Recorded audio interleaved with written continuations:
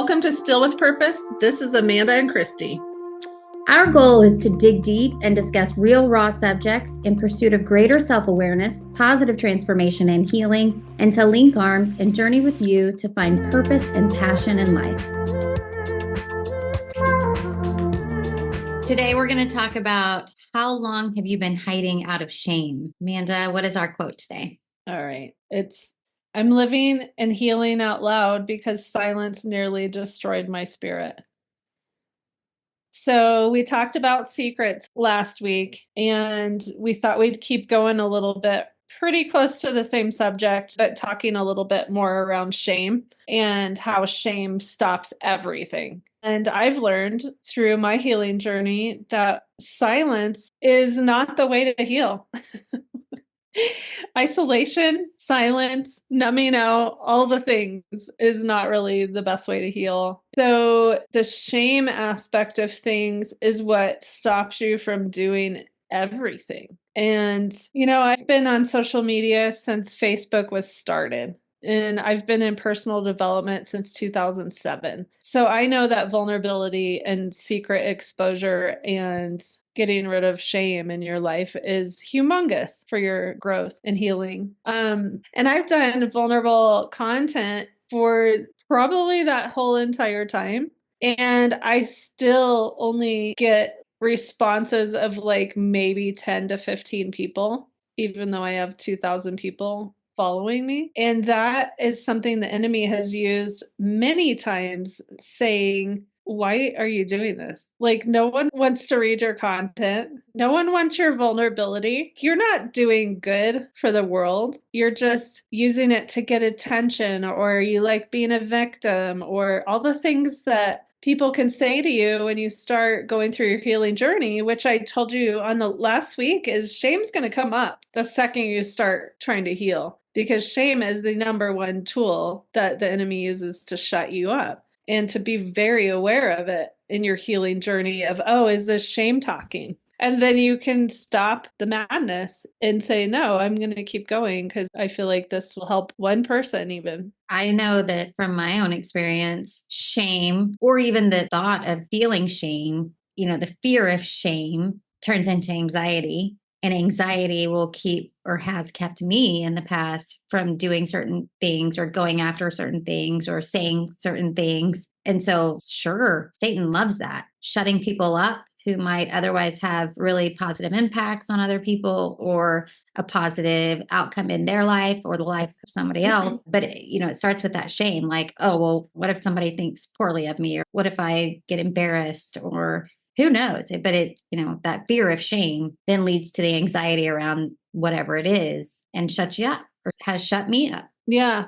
I'll talk about one of my biggest shames is divorce, being divorced, not only once, but twice. And not only do I have extreme judgment on that, by the way, I judge divorce very harshly, and yet here I am. The shame that comes with divorce for me means, as a facilitator, a personal growth connoisseur, a healing Christian, there's so many things about the word divorce that create shame in my heart. I don't even want to mention that I'm divorced because it automatically discredits me as a human. And that is frustrating for me. There's a lot of voices that I combat of, you're going to talk about relationships. You're going to talk about solid marriages. You're going to talk about how to heal yourself and be a phenomenal person. That's not a divorced person. That's the kind of stuff that goes on in my head. Do you experience that too when you try and step out into new things? Like, what's some of your shame? Yeah, crap?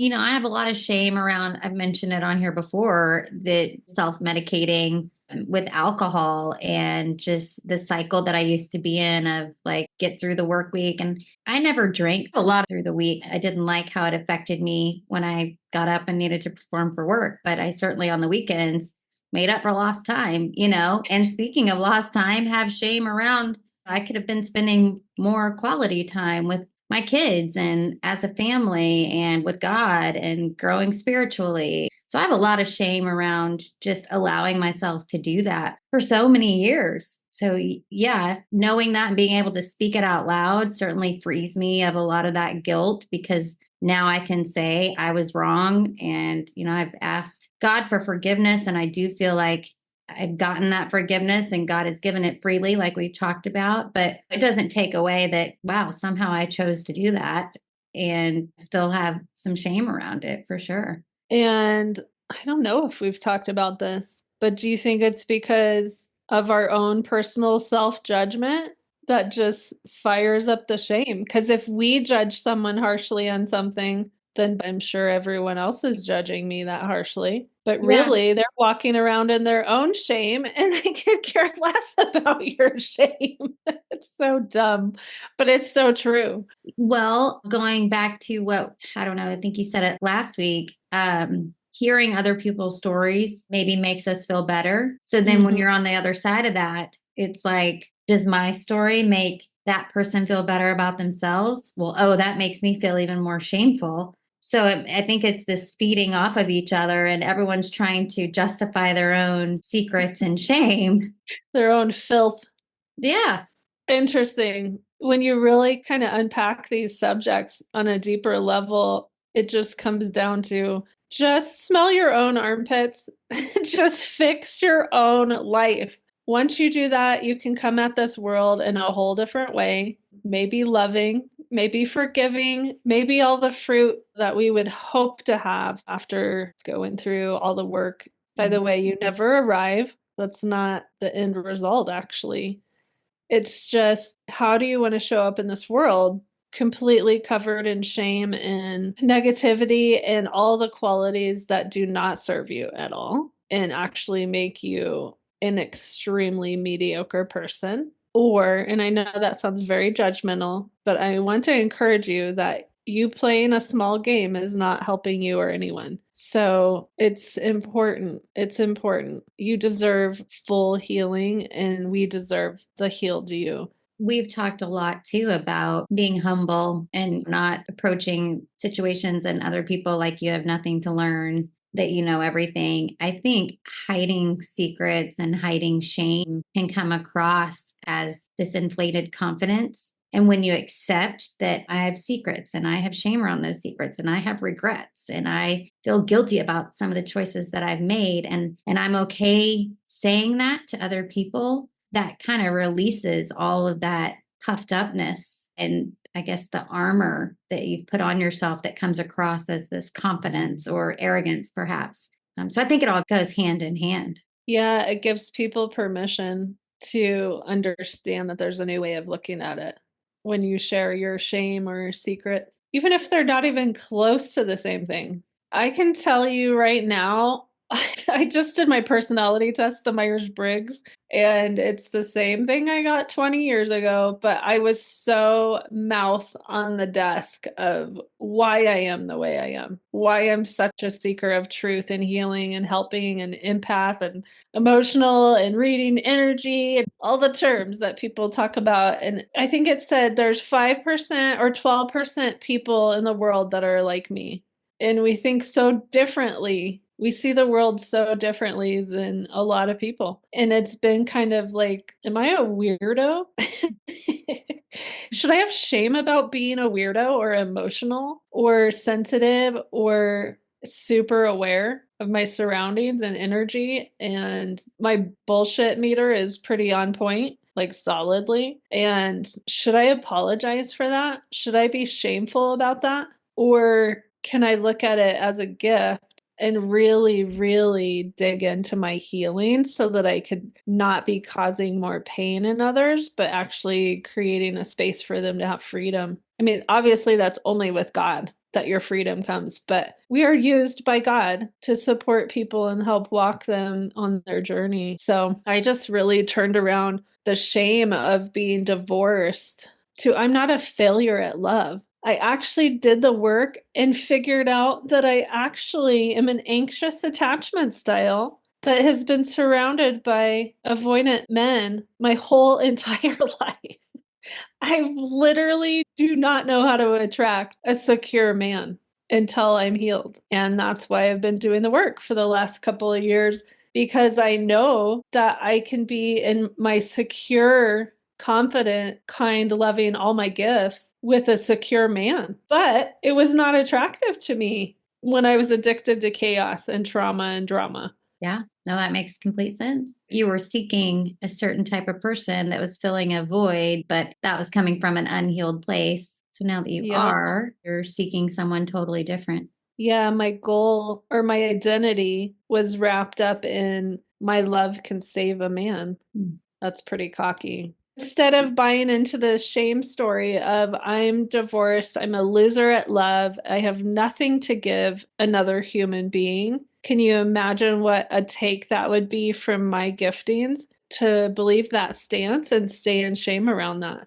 Yeah, that'd be a shame for the world to not have you as you were meant to be. Right. And I feel the same exact way about every single person in my life. It's a total take to see one of my friends not walking in their true giftings because they're believing some crap shame story. Funny because I had the pleasure of spending a Saturday recently with an old friend of mine from high school who I've seen occasionally, but we haven't really spent a lot of time together. And we had a great day. But she said, gosh, I remember when we were younger, like, you didn't care what people thought. You would say anything and you were so bold. I think a little bit in awe of just, it didn't bother me to speak my mind. And, I was telling her over the years, I've struggled with anxiety and with work. There's always lots of fear and threats in that area of my life as an adult. And so she was saying it's shocking, but I think about it now. Not only do we go through all of these hardships in life that make us fearful and anxiety creeps up, but also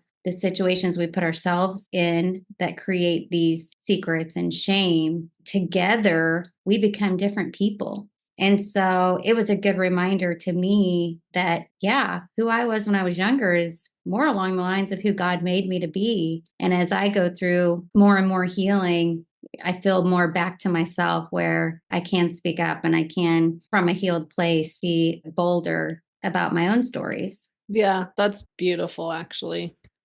That's awesome. Yeah, I have no doubt that God planned for us to hang out and planned for her to say those things to me because it was certainly something that was a gift. It was a gift to hear. Absolutely. And the word amazing has been used over me for a really long time. And you eventually grow into the words you start believing. And inspirational is another one. And so when you hear that 1,000 times from people from all walks of life, it's not a bragging point. It's like, thank God I decided to not sign up for the shame story. And thank God I was bold and brave enough. Well, and I think too that then there becomes this shame and guilt around, gosh, I have let the world and my secrets and my sins control me. And now I feel guilty about that, and I'm not living up to what I am supposed to be. And so it's not, like you said, it's not about being boastful. It's about the aha moment of I'm also doing this to myself and time to stop. Yeah, I would call that sabotage. Yeah. And we're all sabotaging all the time. And that's where to really work on that crappy core belief again. Sabotage is like, no, you're not that great. You were a complete a-hole to your family member just on the phone 2 minutes ago. Like, what do you have to say about love and peace and joy? I mean, a lot of times when I write, it's writing as I'm looking in the mirror. It's why I try and write from I instead of like, you guys all feel this way. I think it's really important to write from I because it's not accusatory. It's very ownership-esque. Yeah. And my armpits stink too. Like I'm trying to not grow a plank in my eye. I'm trying to keep my eyes clean and clear so that I can just write from a really clean, healthy place. But man, I have friends that know when I'm off by my writing. They'll be like, you good? And I'll be like, nope, I'm totally, completely pissed today, or I feel slighted, or whatever story I'm believing for the day. False story, I should say. And I'll go back and look at my writing and be like, in fact, my mom the other day said on the phone, she's like, I mean, I don't know what guy is actually, and she's gonna send me a message right after she hears this. Because she's going to be like, that's not what I said. But it really doesn't matter what she said. It matters what I heard. And what I heard is the filter of I'm too much. And there's no guy that could take me on. And to someone who has not really dated in between marriages, that's a hard sentence to choke down for me, because it's like, well, wait, if I keep advancing myself and healing myself, there's no guy out there that can match that. How depressing is that? No, but I can't choose to believe that lie, because I know God's using me for a very specific time in this world and for a very specific calling. And I know that He has a counterpart for me that will be able to thrive together and really fire up each other's giftings. Yes, I believe that too. Talking about living in our giftings, I was reminded the other day, we're all going to give an account of what we did in this life, and we're all going to be accountable to God when we die. I don't want to be standing in front of God and say, I was too fearful to be the person that you made me to be. That alone is motivation to really find out what my greatest strengths are and share them with the world. That actually makes me a little bit emotional. Can you imagine standing before God and the only thing you can say is, I believed these lame lies Over you, God? over you and what you created me to be? It's such a lame paragraph of like, sorry, I just couldn't combat the lies that were being spoken over me. I'm sorry for believing those over what you've told me I am, who you've told me I am. I look at your gorgeous mountain background and the waterfall background, and for us to say, I know you created all of this majesty and beauty, and you created me too. But yeah, I believed Joe Blow over you, God. I don't want to be in that situation. Yeah, I don't either. And if I can leave this world and leave a legacy of love instead of damaging souls because of my words or my actions, that would be my goal. And I believe And I have. Sorry, go ahead. I was just going to say, in the shame aspect of like having some relationships out of order is possibly something to look at too. That's what I was thinking when you said that. I believe I have damaged some people and I have hurt people in my past. And I'm going to have to give an account for that to God. And so I also don't want any more of those situations to face Him with. Yeah. I mean, it's a convicting visual to think about. Yeah. And I think it's what pushes us to do what we're doing, is to have some real conversations about some jail situations that we put our spirit in, our soul in, and their choices. We physically are choosing shame, guilt, judgment. We're choosing that. And we have the choice to be the exact opposite. Yeah. And so if we don't like where we're at in our lives, clean slate it. I mean, even the AA program has a week in there. Not very many people get to it, but it's going to everyone you have hurt with your addiction. And there's not too many brave people that get to that week. I've heard, I haven't sat in the room, but I have heard that statistic. I would say before you have to sit in a room and get to that week where you need to apologize to everyone you've completely abolished with your mouth and actions, to like just do it now. Like, don't get to the point where your addiction is numbing out all your shame and all your poor choices and bad behavior. Choose today that you want to be a different person. You want to be standing before God and Him saying, I like how you ended that up. Like, I really like how you closed out the end of your life. That was very impressive to me. Or, like, way to go, way to be brave and put your ego aside and decide that you wanted to go out strong. How awesome does that feel? Yeah. I mean, it's kind of the flip of that convicting thought of standing there and giving an account for all the bad things. I mean, gosh, the flip side, how emotional, how joyful for God to say, well done, my child. That's a song that I heard not too long ago. Well done, my child. Yeah. That'd be a beautiful thing. And the other thing is, you mentioned ego. Yeah, it doesn't have to be an addiction that, you need to fix. It could just be your pride and ego. Yeah, giving people too much power to affect us is a solid thing that most of us do. I was telling my friend, I think just yesterday, I'm really working on not letting one circumstance steal my joy. It's like the second you state that, you're like bombarded with all these things that are so joy stealing. But again, that's a choice. We get to choose that someone affects us in a poor way. We get to choose to not have boundaries. We get to choose to not stand up for ourselves or be in fear. We get to choose to what if everything in our life and make up all these false scenarios and think and think and think and think. Because it's usually false stories and we just go to town on the false stories. In fact, I said this in a comment. I was like, I'm 0 for 10 on false stories. Like, not one of them was true this week. And he's like, solid. Like, that is an active nervous system. And I said, yep, it has not served me at all this week. Isn't it funny though? You said that your goal was to not let any situation steal your joy. I feel like Satan is like, oh, I just heard a challenge. Yeah. Ooh, I know exactly who to comment on her post tomorrow morning. Right? It's going to be perfect. I'm going to serve it right up. Yeah.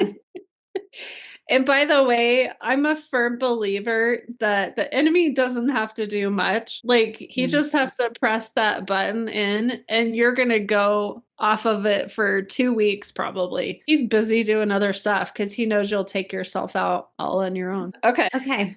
So basically, I'm not going to apologize for living out loud because my silence has not served me at all. And I just feel like it's part of my healing journey to be loud and not obnoxious, to be bold and really create some spaces for other people to hear maybe something where they can say, oh, okay, this is worth doing. I actually now am enrolled on my healing journey.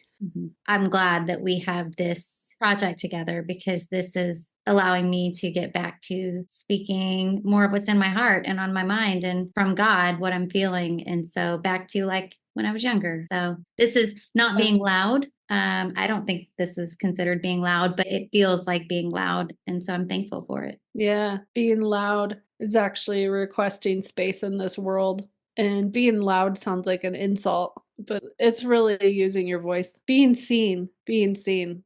I love that word. And doing it unapologetically. Yeah. When you stand in that grounded place, you're extremely powerful. So I do want to talk about when you live out loud. I'm going to tell you right now, insecure people are not going to be fans. They thrive on predictability. So when you live out loud, there's nothing predictable about it. And you will probably lose some friendships. I mean, I'm not complaining on some of the ones I've lost, but it's a control issue. They have to have control over something in order to feel safe around you. So a loud, I don't like the word loud. It seems like an insult, but a grounded, beautiful, healed human is going to be intimidating, is going to be a threat to people that are choosing not to be healed and choosing insecurity. Shame is insecurity, guys. Shame and insecurity are married. They are co-pilots. So if you have shame, you're insecure. I'm just going to put that out there. Even though you seem like a really strong personality or a strong physically human, shame actually is insecurity in yourself. Like, you do not believe in yourself wholeheartedly. You feel like something's missing or wrong with you. So therefore, you're not whole in your viewpoint. In my journey, I realized it's not even believing in myself. It's believing in God, who is much greater than me. And all of my strength comes from God. And if it were up to me, gosh, I would be at a loss because I can't do anything without God. So the confidence that I now feel is because I'm confident in God. Yeah, because you finally gave up the shame story and decided to believe what he actually thought of you. It's pretty cool. And also, I don't know what to tell people that don't believe in God because he's completely why I am the human I am. and why I have the beliefs in myself that I do. Because there's no human on this earth that has ever made me feel confident and strong and beautiful. Yeah. In fact, humans have done the exact opposite Mhm. since the beginning.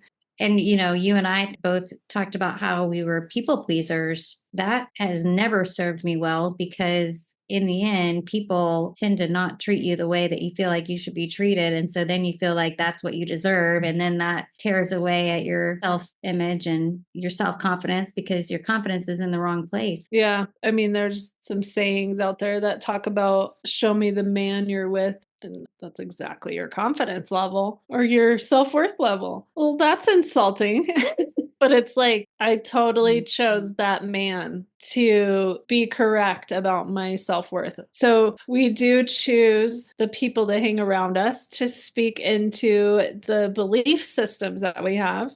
So if our belief system is crap, then we're going to choose people that totally back that up. Yeah. Even if it's just really fun friends that are heavily sarcastic and just bite with their comments. I can't hang around. I'm in comedy and I cannot hang around that for more than 5 minutes. It's so atrocious to me. Yeah. I mean, the last probably 5 years, I just more and more I detest, like you're saying, sarcasm, or I always say it's joking at the expense of others. Yeah.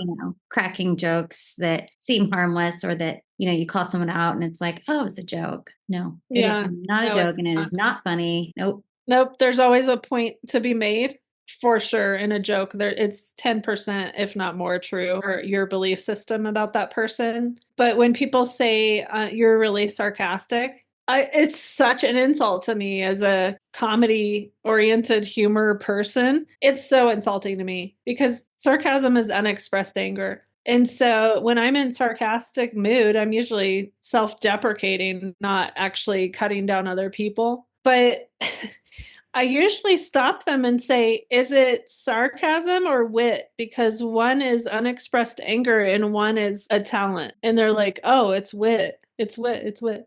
Or they'll say, well, you do cut yourself down quite a bit. And it's like, oh, okay, I'll look at that because that's something I want to change. But also, it's really funny. But cutting down other people, not a fan at Same. all. Mhm. And those types of guys that are out there usually get attracted to my humor pretty fast. And it doesn't last long. They think that's my humor and I don't stick around for it. And then they're like, what? Where'd she go? Where'd that funny girl go? Because we could banter for hours. And it's like, I could, but I go home and feel disgusting and totally out of integrity with myself. And people have asked me in the past, why aren't you in stand up comedy? And it's like, I don't want to make fun of social groups or all the stuff. So, like, I just rather use my humor to create an environment of letting down a little bit, and creating a safe place to eventually get deep because we're not going to talk on a shallow level for very long. If I have my way, if the person doesn't agree with that, then they move out of my energy pretty quick. Mm-hmm. Should we talk about some journaling and reflection activities this week? Yeah, let's talk about what they should reflect on. Okay. First, we have how many years of joy have been stolen from your life? And also, can you see the stealers of joy that you've allowed to speak into your life? And 3, what things or gifts come easy to you? And 4, what has God asked you to do over and over and somehow you still haven't done it?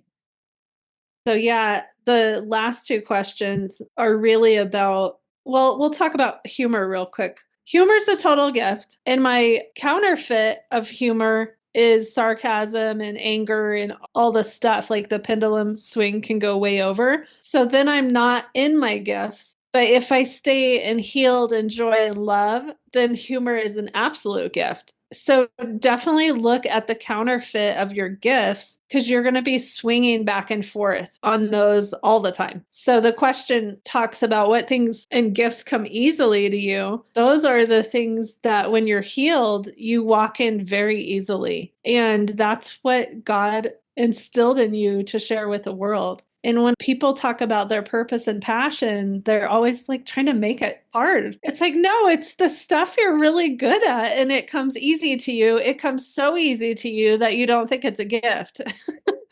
You have to make it hard in order for you to have something to give the world. And it's not, it's the easiest thing that comes to you. So that's what I want you to really look at as far as that journaling piece of like what gifts come easy to you.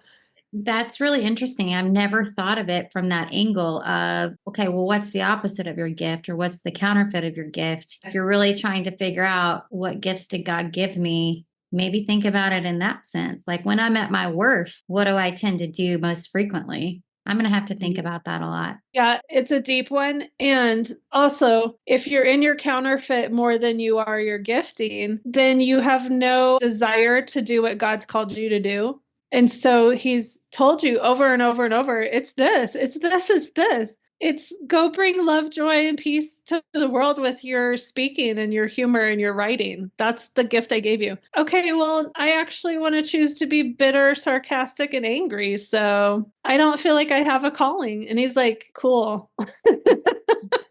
And he's like, cool, then I'm not going to use you, right? Cool, then exactly. I don't want to put you out in the world so that you can damage more people. And then we go back to being accountable for your actions in life. There you are. You've spent your whole life being the opposite of what God called you to be. Yep, because you needed to be right about your crappy core belief. And we're going to keep mentioning this over and over and over, like every week probably, because it's so important to change. It's so humongous of a tool to really change that crappy core belief. Amazing. So awesome talk again. Can't wait to hear what you guys come up with. Yes, please share with us if you feel called to do it. We would love to hear from you. And thank you. And we'll see you next week. Bye, everyone. Thanks for joining us today. We know your time is valuable and we hope you have a phenomenal week. Until our next episode, find more content and social links at StillWithPurpose.com.